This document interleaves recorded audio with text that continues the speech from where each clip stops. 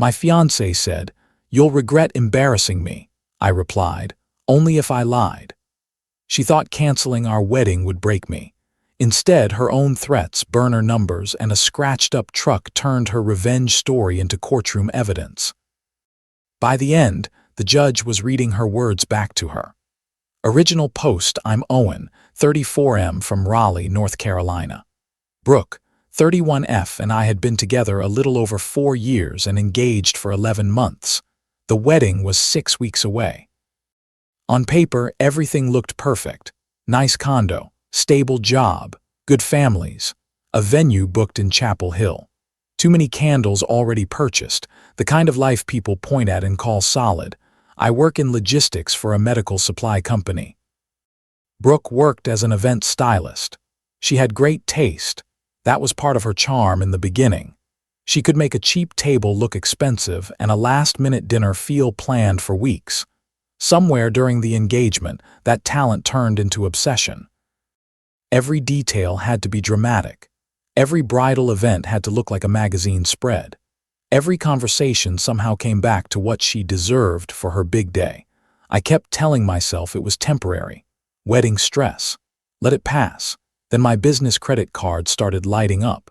First, it was $2180 for a resort in Charleston. Brooke laughed when I asked about it and said it was a bachelorette suite upgrade she forgot to mention.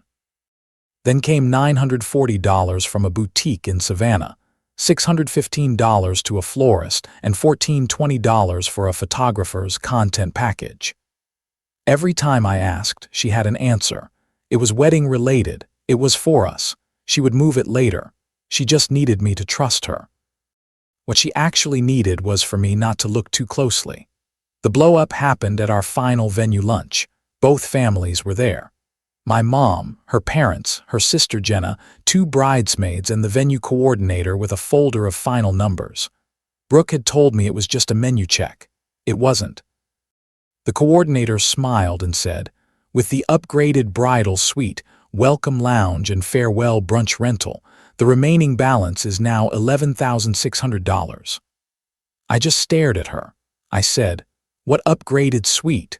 Brooke reached for my wrist and gave me that tight smile that meant shut up and cooperate. "Can we not do this here?" I asked for the itemized sheet. She had approved thousands in add-ons under my name. Not discussed, approved. There was even a note beside one charge that said groom confirmed by card on file. My card. I asked Brooke to step into the hallway. The second we were alone, I said, "Did you authorize all of this without asking me?" She folded her arms and said, "I knew you'd say no." That was it. No apology, no shame, just irritation that I had interrupted the performance. I said, "Brooke, this is theft." She rolled her eyes. "Oh my God, Owen, it's our wedding." "No," I said, "it's your spending." That's when her face went cold. She leaned in and said very quietly, "If you embarrass me in front of my family, you'll regret it." And I said, "Only if I lied." Then I walked back into the room. I didn't yell. I didn't make a scene. I set the paper on the table and said, "The wedding is off." Brooke used my card and approved charges without my consent. I'm not marrying someone who thinks that's normal. Brooke started crying immediately, very convincing, said she was trying to make the wedding beautiful, said I had promised to take care of everything, said I was humiliating her over details. I slid my phone across the table and showed the fraud alerts and the text where I had already told her to stop using the card. Her father asked if she'd gotten approval for the charges. She didn't answer him. My mother stood up, grabbed my keys and said, "Owen, let's go." In the parking lot, Brooke dropped the tears and went straight to rage. She said I had destroyed the biggest moment of her life. She said everyone would blame me. Then she said, "You think you won today? I'll make sure you regret this for the rest of your life." I went home, froze the card, changed every password Brooke knew, disputed the charges, and emailed every vendor that no further spending was authorized unless it came directly from me in writing. The condo was mine from before the engagement, so I changed the entry code and moved her things into the spare room. By that night, I had 61 missed calls, 14 voice notes, and texts from bridesmaids, cousins, and one random guy named Mason telling me to man up and stop punishing a woman for wanting one nice day. At 1030, Brooke texted from her own number, "You ruined the biggest moment of my life. I hope every lonely holiday reminds you what you did." I screenshotted it, saved it, ate dinner in silence, and for the first time in months the silence felt good. Relief was not the emotion I expected after ending an engagement, but it was there, clear as day, sitting right beside the hurt. Update 1. 4 days later, Brooke wasted no time turning heartbreak into a campaign. The next morning, she posted a black and white selfie with the ring still on, and a caption about betrayal, humiliation, and being punished for trusting the wrong person. No names. She didn't need names. People filled those in for her. Mutual friends started texting me almost immediately. Some were neutral, most weren't. "Brooke is devastated. What happened?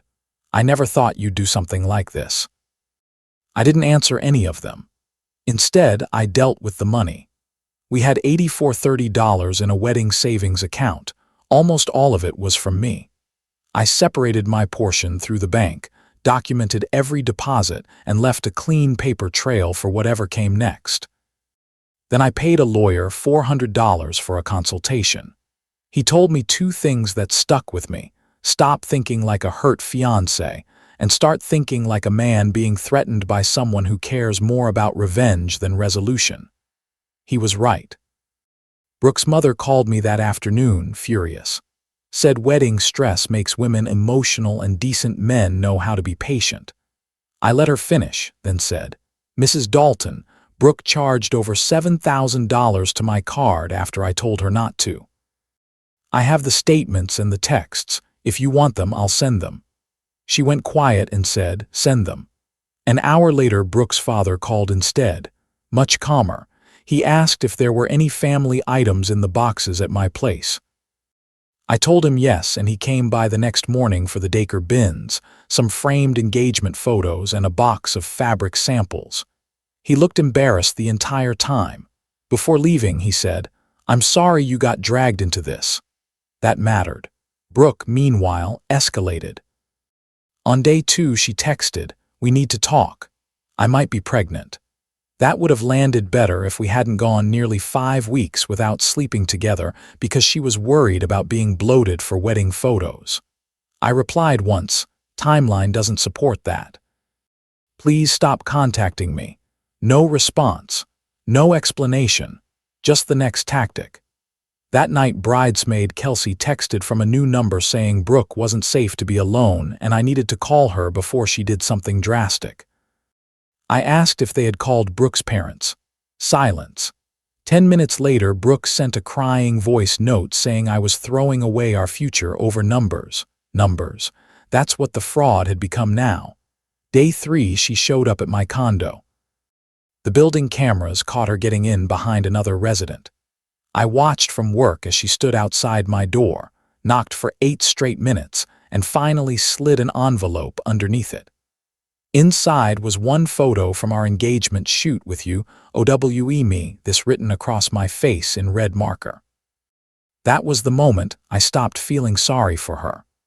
I emailed building management, had the hallway footage preserved, and paid $185 to get the physical lock changed, even though the keypad code was already different.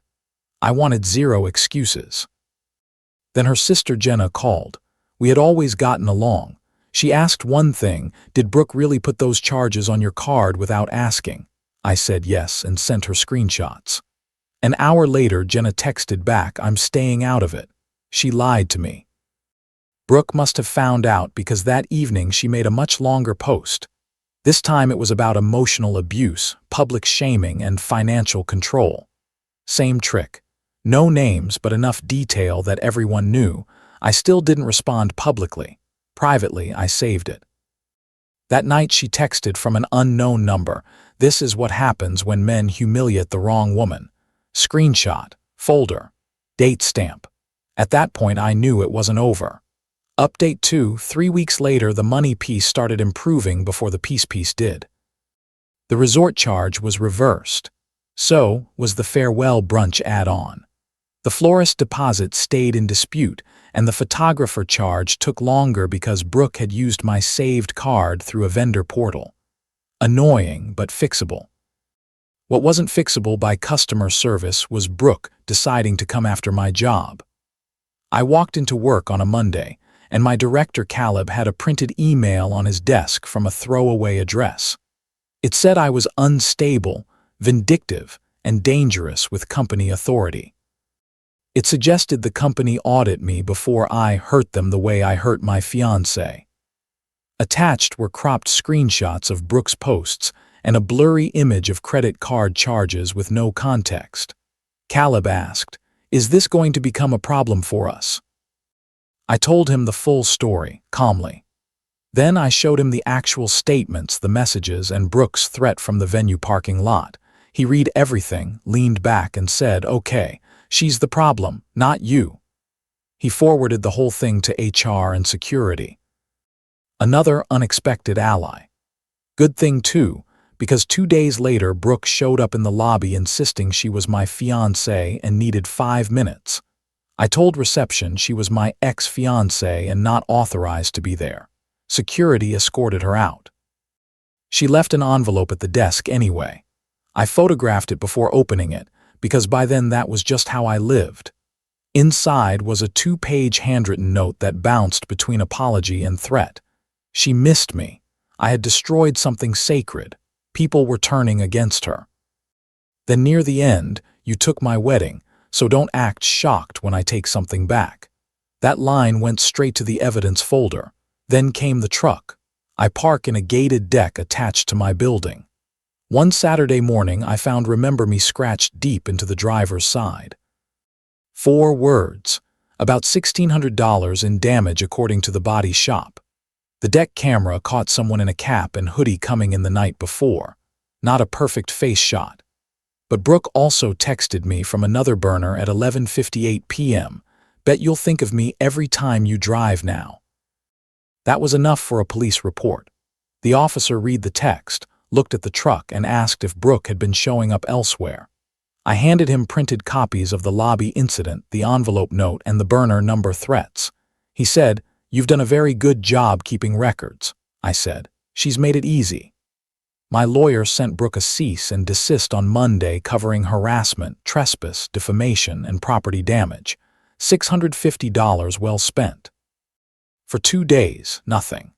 Then the flying monkeys came back. Mason messaged me on LinkedIn saying Brooke had made mistakes, but I was ruining her future by getting lawyers involved. Brooke's cousin, Ava, emailed my work account asking whether revenge made me feel like a man. That wording stuck with me because it perfectly explained Brooke's mindset. She thought this was a war. She thought she could punish me until I folded, apologized, and restored the wedding she had wrecked herself. Life kept moving anyway. I went back to my Thursday running club, started sleeping through the night again, ate real meals, laughed more. One woman there, Sadie, started talking to me after runs. Nothing dramatic, just easy conversation and the kind of calm that feels unfamiliar after months of tension. Brooke somehow found out when a mutual friend posted a group photo from brunch. That night, she emailed my mother telling her I was spiraling, being manipulated by a rebound woman, and needed psychiatric help before I ruined my life. She attached cropped screenshots and a photo from the run like it proved something. My mother called and asked for the full story. I sent her everything. She called Brooke herself. I don't know what she said, but Brooke never contacted my mother again. 2 days later, my lawyer filed for a temporary protective order. The hearing was set for the next month. Final update: court was much less dramatic than Brooke probably imagined. No grand confrontation. Just a judge, fluorescent lights, too much paper, and a woman in a navy dress trying to look harmless. Brooke's attorney called it an emotional overreaction after a humiliating breakup. He said she had invested deeply in the relationship, lost control, and regretted the contact. He tried to make it sound messy but mutual. Then my lawyer handed up the folder. Texts, emails, building reports, card disputes, lobby footage logs, the note from Brooke's envelope. The work email, the truck photos, the police report, the burner number messages, dates on everything. The judge read one line aloud from Brooke's note, "You took my wedding, so don't act shocked when I take something back." Then he read the truck text, "Bet you'll think of me every time you drive now." Then he asked Brooke, "What exactly did you believe those messages communicated?" She cried, said she was hurt, said she never meant to scare me, said she had only wanted closure. The judge said, "Your conduct says otherwise." He granted the protective order for 1 year, no direct contact, no third-party contact. Stay 300 feet away from my condo, workplace, and vehicle. He also made it very clear that any violation would not go well for her. That was enough for me. Outside court, Brooke tried one last long stare like there was still some private battle happening between us. I walked right past her and went for coffee with my lawyer. That was 2 months ago. Since then, the truck has been repaired.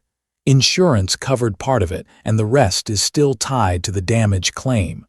The photographer charge was finally reversed. Caleb promoted me to operations manager on a new distribution project. Apparently being calm under pressure is noticeable when everyone else is used to chaos. Brooke lost her job a few weeks after court. I didn't cause that. According to Jenna, the company finally looked into some sloppy vendor issues after the hearing and didn't like what they found. Brooke had been careless in more than one area of her life. Again, not my doing, just consequences catching up at the same time. Jenna met me for coffee once after the hearing. She apologized for not realizing sooner how much Brooke had normalized drama. She also told me Brooke had been saying from the day of the canceled wedding that she wanted to make an example out of me, so no man would ever embarrass her again. That was her revenge plan. The thing that ruined it wasn't some master move from me, it was the truth. Boring, time-stamped, unglamorous truth. As for me, Sadie and I have been taking things slowly, which is exactly why it's been good. No tests, no punishments. No spending money to manufacture romance. Last weekend we drove to Durham after a run, ate tacos on a patio, and talked for 2 hours without once feeling like somebody was trying to win something. The condo feels like mine again. The spare room is an office now. The wedding binder is gone. The monogrammed junk is gone. The ring light is gone. The quiet came back, and this time I knew enough to keep it. So here's what I learned. If someone tries to use revenge as a substitute for accountability, do not meet them in the mud. Do not out-scream them. Do not start performing your pain for an audience. Tell the truth once. Document everything after that. Let the facts do the humiliating. Brooke wanted a villain so she could stay the victim. I never gave her one. I gave her receipts. That turned out to be enough. If you've ever dealt with someone who tried to punish you for telling the truth, comment below and tell me what happened or what your opinion is.